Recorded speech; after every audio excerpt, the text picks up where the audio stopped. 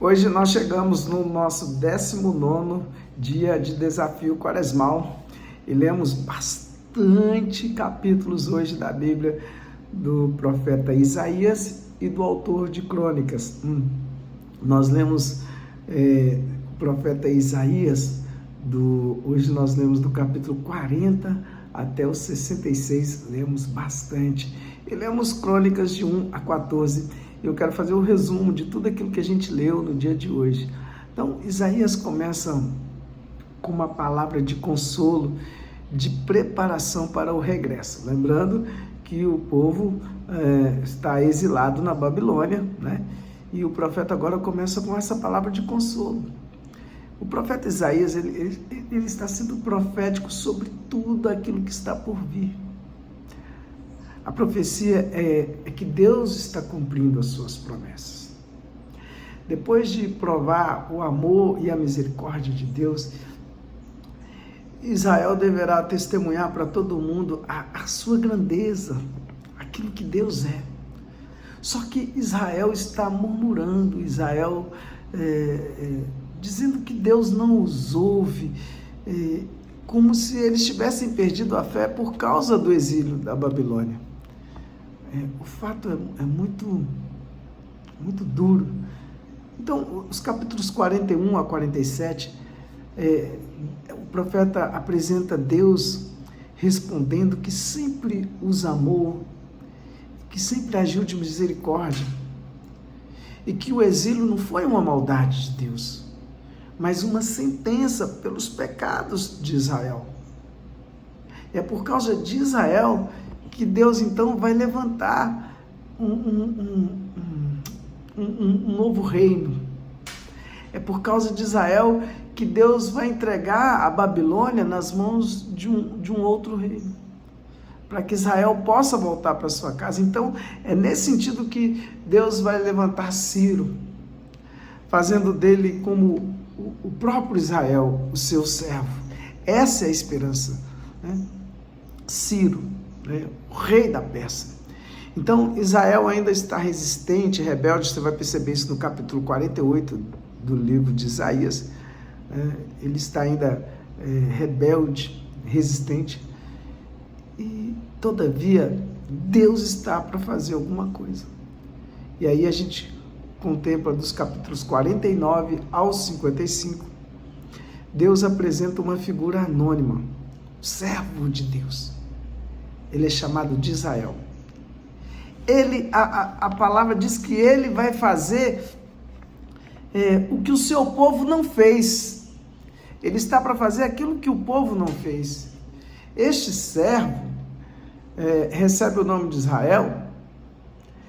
Ele vai em missão para restaurar o povo de Israel de volta para o seu Deus e tornar-se assim luz para as nações. Fazer um reino de Deus, esse é o objetivo. E aí o capítulo 53 mostra este servo que ele será rejeitado, espancado, morto pelo seu próprio povo. Ele morre pelo pecado do povo para a expiação do povo. Depois o capítulo 53 diz que este servo, ele vai viver novamente. Por sua morte, todos foram curados. Por sua morte, todos foram justificados. E aí o capítulo 55, 54, 55 vai encerrar, dizendo que então alguns responderão com humildade e também serão chamados servos e sementes. Aquela semente que nós lemos lá no capítulo 6, né? Outros, porém, serão ímpios. Estes rejeitam o servo, como também rejeitam ser seus servos. E aí o que a gente vê no capítulo 56, do 56 ao 66, são uma ênfase onde os servos vão herdar o reino de Deus. E aí, do 60 a 62, este servo, servo com S maiúsculo, ele anuncia a boa nova do reino de Deus para os pobres. a Nova Jerusalém composta pelos servos de Deus. Será onde a bênção de Deus fluirá para todo mundo. Então você percebe que nós estamos falando, o profeta ele fala de servos em realidades diferentes, de um servo, com S maiúsculo, e os servos que são aqueles que vão receber a bênção de Deus. E aí o capítulo 59, o 59 e o 63 e 64, aparece os servos arrependidos, confessando os pecados a Israel. Vê que é diferente, tem uma diferença entre este servo sofredor, este servo que vai pagar pelo resgate dos outros servos. Né? Então, eles aparecem suplicando o perdão de Deus. Então, Deus trará justiça e fará justiça a todos os ímpios e aos servos humildes também. Né? Há uma esperança aí. Né? Os ímpios serão removidos da cidade para sempre e os servos humildes serão perdoados e herdarão a Nova Jerusalém, que é a promessa do profeta Isaías. E o livro conclui no capítulo 66, onde todas as nações são convidadas a se unirem aos servos da aliança de Deus. Assim, nós concluímos o livro do profeta Isaías. Hoje também nós demos início à leitura do livro de Crônicas. Nós vamos ler os 2 livros de Crônicas na sequência e começamos na primeira Crônicas. É um livro, aparentemente, o início dele muito chato. O que o livro de Crônicas, ou os livros de Crônicas trazem? Eles trazem uma releitura de Samuel e Reis e até de alguns livros proféticos. Na verdade, os livros de Crônicas resumem todos os escritos judaicos, todos, né? A primeira palavra do livro de Crônicas, sabe qual é? Adão. Começa com Adão.